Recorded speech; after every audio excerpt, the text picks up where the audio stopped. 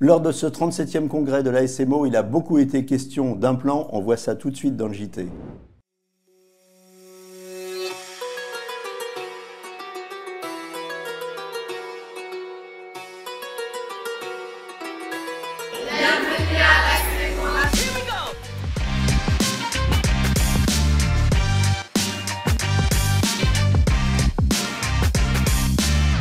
Vous avez fait une intervention sur les implants. Les implants, il y en a une multitude. Comment choisir son implant?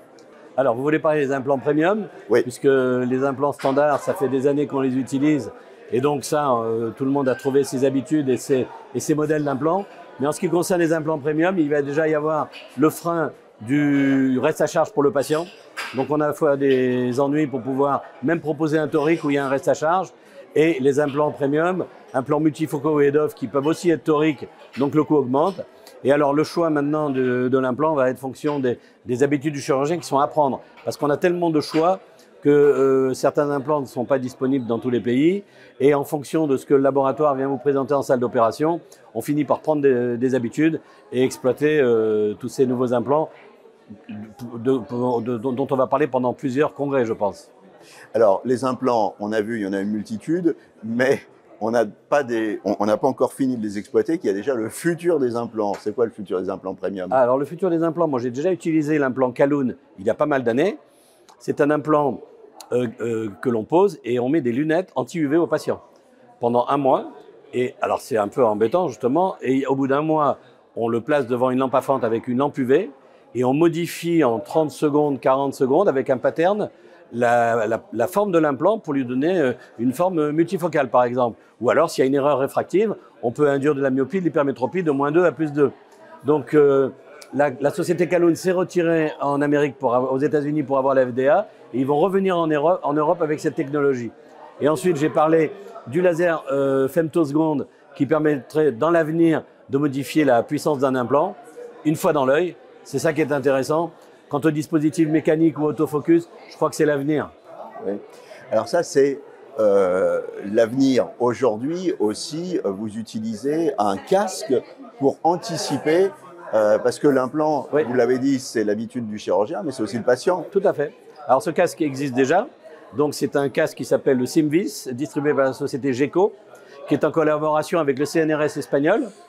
Et il faut bien entendu que la société qui dispose des références de l'implant transmette à cette société le profil de l'implant pour que les deux lentilles à focale variable reproduisent, quand le patient regarde, la multifocalité, et ça permet de tester la monovision, tel ou tel implant. Dans la discussion, on a parlé de mix and match, de bascule. On voit que devant la multitude d'implants, chacun fait sa petite cuisine. Donc là, il y a une vraie réflexion à avoir. Il y a une réflexion qui correspond à peu près qui ressemble à celle qu'on a en chirurgie cornéenne au laser. Donc, il y a d'ailleurs deux technologies qui s'affrontent. Les technologies réfractives avec les lasers Halcon et les lasers Zeiss qui permettent de faire de l'asphéricité. Donc, ce qu'on faisait sur la cornée est maintenant reproductible sur les implants asphériques. Et ensuite, vous avez une autre technologie avec le laser de chez Bausch & Lomb, le Teneo et le laser Schwind, qui font le supracor et le Presbymax, qui correspond à faire des zones de réfraction différentes. Donc, la réfraction, c'est la seule chose qu'on peut faire sur la cornée. On ne peut pas faire de diffractif. Par contre, sur un morceau d'acrylique, on peut faire du diffractif, qui sont moins sensibles au centrage. Et donc, voilà pourquoi il y a une multitude d'implants qui sortent, avec des modulations de phase, toutes sortes de technologies. Il va falloir s'habituer à ces techniques et voir comment les patients réagissent à ça.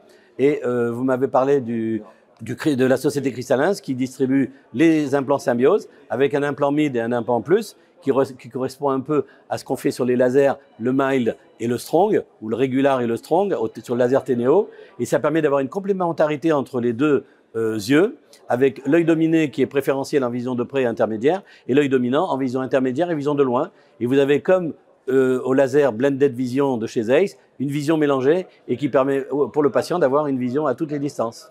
Alors, est-ce qu'il y a des patients maintenant qui reviennent vous voir, qui vous disent, docteur, moi on m'a posé un implant il y a 10 ans, il y a 15 ans, je voudrais l'implant de dernière génération? Alors, enlever des implants après plusieurs années, c'est un peu compliqué parce qu'on n'est pas sûr toujours de pouvoir réouvrir un sac capsulaire. C'est faisable dans l'année, disons. Par contre, il existe, au-dessus de cet implant qui est dans le sac, des implants qui s'appellent dits add-on, qui sont multifocaux, qui ont un dessin spécial pour tenir dans le sulcus. Et vous avez donc une espèce de piggyback, comme ce qui se faisait, d'avoir, en cas d'erreur réfractive, un implant dans le sulcus pour corriger une erreur réfractive. Maintenant, vous pouvez avoir des implants dans le sulcus pour ajouter de la multifocalité à un implant monofocal. Vous avez parlé d'un kit qui est un kit d'explantation. Kit d'explantation, oui.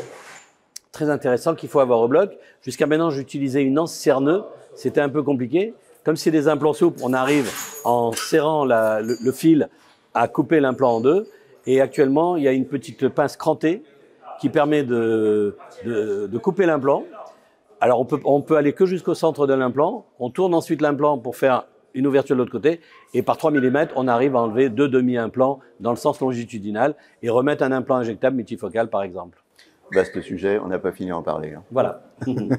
Vous avez insisté sur l'importance de l'épimapping, et notamment dans l'avenir, vous dites que l'épimapping, ce sera incontournable. Pourquoi ? Car il convient de pouvoir analyser l'épithélium cornéen avec la topographie cornéenne. Car les modifications épithéliales induites par les troubles de la surface oculaire vont modifier la courbure cornéenne. Et c'est un élément qui est très important à connaître dans la recherche d'une précision kératométrique dans les implants toriques, dans les implants premium, mais également dans le bilan préopératoire de la chirurgie réfractive et pouvoir écarter les patients porteurs réellement d'un kératochrone fruste ou les patients porteurs d'artefacts induits par des troubles de la surface oculaire et des modifications du profil épithélial. Alors vous venez de faire une intervention sur une nouvelle technique qui est la fixation de l'implant sur la sclère, une nouvelle technique qui a fait l'objet d'une publication. Eh bien c'est une nouvelle technique qu'on vient de publier sur l'American Journal of Ophthalmology. Il concerne lorsqu'il y a un défect capsulaire, lorsqu'il n'y a pas de support ou implanté. Donc on a donc soit implanté sur l'iris, soit sur la sclère. Parfois, même lorsque l'iris, il y a un défect aérien, l'état de l'iris ne permet pas d'implanter sur l'iris, la seule alternative, c'est implanter dans la sclère. Et c'est dans ce contexte qu'on a innové par cette nouvelle technique d'implantation sclérale. Alors cette nouvelle technique, elle est prometteuse. Comment elle fonctionne? Eh bien, on crée une sorte de boucle à l'extérieur de l'œil. Et d'une façon simple, on va introduire les bouts de fil à l'intérieur du globe oculaire. C'est comme si on va créer une sorte de support, parce qu'il n'existe plus de support. On va injecter l'implant dedans. Le support, elle est là pour supporter l'implant. Et par les boucles, on va serrer les différentes optiques. Ce sont des petits bourrelets sur la zone optique de l'implant. Et comme ça, elle est solidement fixée à la sclère. Et on va l'introduire en arrière de l'iris. On va bien sûr le fixer sur la sclère par une technique particulière. Et on aura un implant qui est stable et fixe et qui va donner une meilleure acuité visuelle au patient. Deux questions. Est-ce que c'est une technique compliquée et quelle est la courbe d'apprentissage? Elle a l'allure d'être compliquée, mais elle est actuellement bien codifiée. Donc, il y a plusieurs médecins autres que moi dans mon service qui l'ont pratiqué. Dès la première fois, il y a une réussite remarquable. Du coup, vous voyez, ce n'est pas très difficile. Il faut juste bien sûr connaître les démarches. Et j'ai bien donc expliqué les différentes démarches là. Et si tu connais très bien les étapes, tu réussiras à coup sûr votre technique. Pour tous les patients, ça marche? Normalement, elle marche pour tes patients, mais quand même, ça existe une alternative. On peut, si l'iris est de bonne qualité, on peut faire une fixation sur l'iris, d'accord? Si jamais il y a un défect, altération de l'iris, alors c'est une technique prometteuse parce qu'il y a moins de complications que les autres techniques d'auparavant. Les autres techniques, il y en a l'implant qui va faire des petits mouvements, ce qu'on appelle le tilting. Cette technique-là, il n'y a plus de tilting. D'autres techniques, on va introduire le fil à travers les œillets de l'implant, une zone qui est fragile. Là, on cible la zone la plus solide de l'optique, c'est le col de l'optique. Là, on va le serrer, donc on a une stabilité, une rigidité, un implant en place de bonne qualité et solide. Implant torique, comment on se positionne? Alors, les implants toriques, c'est quelque chose qui aujourd'hui fait partie doit faire partie de la chirurgie de la cataracte. La chirurgie de la cataracte est plus que jamais une chirurgie réfractive. Il faut savoir que si on voit la population générale, en termes d'astigmatisme, 30% des patients devraient avoir une implantation torique. Or, dans la vraie vie, et même en France, nous n'avons que 6,5% des patients qui bénéficient d'un implant torique. Donc, c'est quelque chose qui doit être démystifié. Et c'était ça. C'est quoi les freins? Alors, les freins, il y a vraiment beaucoup de freins. Il y a d'abord le frein, je dirais, des habitudes. Il y a aussi le frein organisationnel. Il y a aussi le surcoût. Il y a aussi le frein de l'équipement. Et donc, si on arrive à décortiquer un peu tous ces freins, on pourrait les lever petit à petit et surtout lever ce frein psychologique par rapport à l'équipement par exemple, des biomètres, par de l'imagerie péropératoire, par un Callisto, par un Varian. Et puis surtout être assez habitué à les utiliser. Et je pense que c'est ça ce qu'il faut faire pour améliorer le taux d'implantation torique. L'imagerie péropératoire, elle a un rôle important à Exactement, exactement. Quand on parle par exemple de Callisto ou de Varian, souvent les gens se focalisent uniquement sur l'axe d'implantation. Or, ce sont des aides qui sont précieuses pour améliorer l'implantation torique, que ce soit sur le positionnement de l'incision. Donc, il va nous dire, voilà, votre incision, on a rentré 100 degrés sur le calcul d'implant, on va mettre notre incision réellement sur 100 degrés. Il va nous aider aussi sur le rexis. Si on a un tout petit rexis, c'est pas très bon. Si on a un très grand rexis, c'est pas bon. Si on a un rexis qui est asymétrique, c'est pas bon. Donc déjà, la projection dans les oculaires du microscope de là où on devrait passer son rexis est essentielle. Et il y a des situations où on peut vraiment se faire avoir. Par exemple, quand on a un patient qui est très dilaté, on peut effectivement faire un rexis proportionnel et se retrouver avec un rexis de 6 mm et demi, ce qui est mauvais pour l'implantation torique. Donc aujourd'hui, il faut vraiment savoir optimiser l'utilisation de son guidage péropératoire. Implant, vous avez un pied en Europe, en France, et vous avez un pied au Maroc. Différence de contexte? Alors, différence de contexte, il y a surtout une différence de remboursement.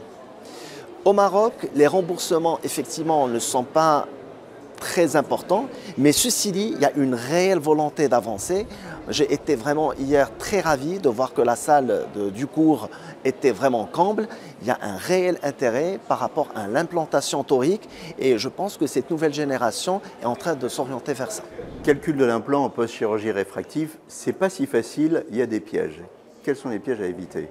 Alors, il faut savoir qu'il y a de plus en plus de patients qui sont opérés donc, de chirurgie, de cataracte post-chirurgie réfractive.